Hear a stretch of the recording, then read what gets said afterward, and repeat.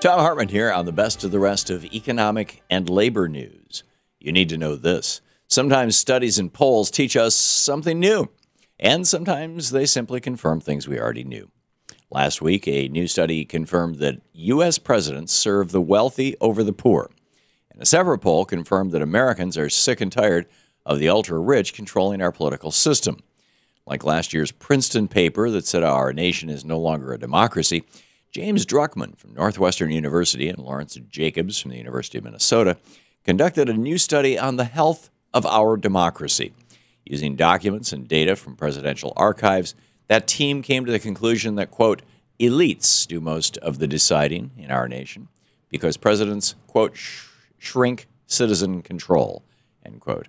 According to their study, quote, presidents, Reagan in particular, were highly attentive to the demands of privileged sections of the electorate with high incomes and other politically valued resources, end of quote.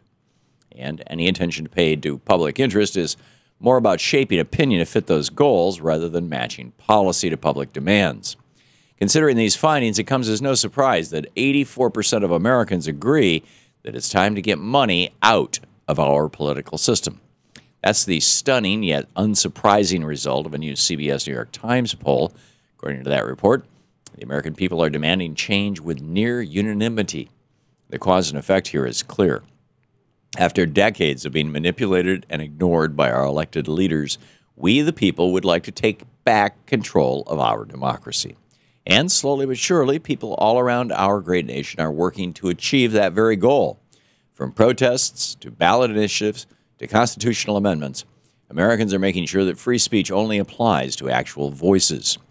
The data is clear on the effect of money in politics and on our desire to overcome that corruption. Never too late to fight for our democracy, and that starts with getting money out once and for all.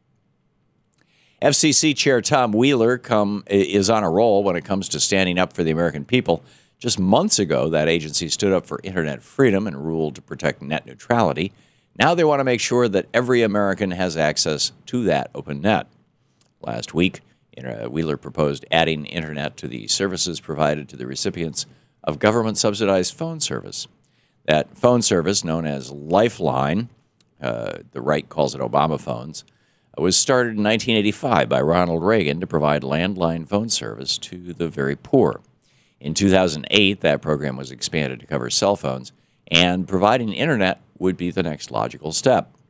Considering that many services and functions are only available online these days, it's important that everyone can access the internet, regardless of their income. A vote on the measure is expected on June 18th, which also includes proposals to limit fraud in the phone program. If that vote is approved, it will still require a debate and further consideration to implement the broadband addition, but it's a strong step toward internet for all. In this day and age, everyone should have the right to basic services, and access to the web is one of today's basic services essentials. Drug companies aren't in business to save lives. According to one of our nation's top cancer doctors, the price of life-saving cancer drugs are already unsustainable, and they're still rising. At a recent meeting at the American Society of Clinical Oncology, Dr. Leonard Saltz said, quote, cancer drugs are not related to the value of the drug. Prices are based on what has come before and what the seller believes the market will bear, end quote. Although new drugs have dramatically improved the survival rates for many types of cancer, prices of $10,000 a month or more are keeping many people from seeking life-saving treatment. And Dr. Saltz doesn't believe that lower drug prices will discourage pharmaceutical companies from developing new medications. He said, I think that's one of the talking points of the pharmaceutical industry, but I don't believe it's true. In other words, the only reason that Big Pharma charges astronomical prices for cancer drugs is greed, the profit motive. Good on Dr. Saltz for telling it like it is on cancer drugs. Now let's pressure drug makers to make life-saving medication affordable. More California workers will soon be getting a raise. Just last month, the city of Los Angeles voted to increase their minimum wage, and now their whole state will do the same. Last week, the California Senate voted to increase wages for low-paid workers throughout the entire state. The measure will take effect next year and increase the minimum wage to $11 an hour, hiking it again to $13 an hour in 2017. In addition to being good news for the workers of California, the new pay increase shows that we should never give up in the fight for a livable wage. California voted just 2 years ago to increase their minimum wage to $10 an hour next year.